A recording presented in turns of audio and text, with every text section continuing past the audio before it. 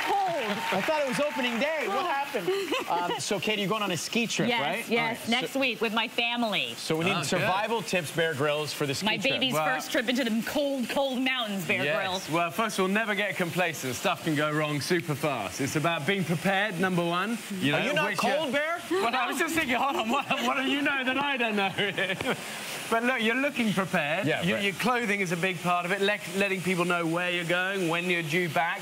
If something goes wrong and they know where they're looking for you. Okay. But above all, survival, really, if you find yourself in a difficult situation, ultimately it's down to this spirit, that never give up kind of spirit of endeavour, never say die. Yeah, which you guys have in spades. Why do I have socks over my shoes, Bear Grylls? Yeah, wow. Okay, so this is a good little tip. If you're caught out in the snow on ice and you've got no crampons, you can always put your socks on the outside of your boots. You know crampons, which are like the metal spikes. So spiky shoes when you're trekking on ice. Right? No, I don't know what those are. But anyway, this will give you traction on ice if you haven't got any of those spikes. That's really helpful. So yeah, that can help you. Like, you watch all these movies and they're surviving without food and water. How long can we really go without water, for example? Well, remember the rule of threes. 3 weeks without food, 3 days without water, 3 hours without protection if the weather's really bad. You know, I've been in deserts and stuff where they say if you don't get water and, you know, protection here, you can be dead in 3 hours because of the heat. Wow. 3 minutes without air. But then I always say also 3 seconds without thinking. So you've got to stay switched on out So there. the threes, though, it really is the threes. Rule of threes, yeah. And, okay, can we really drink our own urine? Well, listen, if we have asparagus the night before. There you go.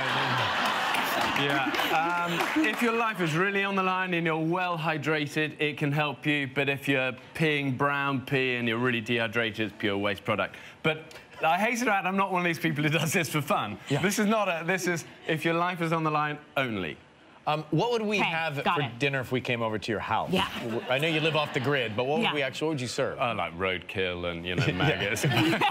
Keeps everyone away. You know? No, I think listen, I live a very normal life at home. Three young boys, although they do love this, they're always scurrying around for ants. They go, hey, Papa, look, we can eat this. I go, no, not at home. Coolest dad. Not at home. But yeah, I think generally in the wild, it's about foraging. Rather than going for the big stuff, it's about the grubs and the bugs and the seeds and the worms and the maggots. And Bear, before we go, so you can put rocks in your sock and that is a weapon? Yeah, of course. So the great skill of a survivor is to improvise, adapt, and overcome. So use everyday items in clever ways. Socks, a little bit of rock in it. That's protection against the wild animal. Okay. Yeah. They had rocks in your pocket. Like, no, I have more socks in my pocket. But there's rocks there. Everyday items. You know, credit card as a knife. You know, these sort of things. We love glasses as a magnifying glass. It's so great to see you. Thank you so much for being here. Good luck in surviving the ski trip.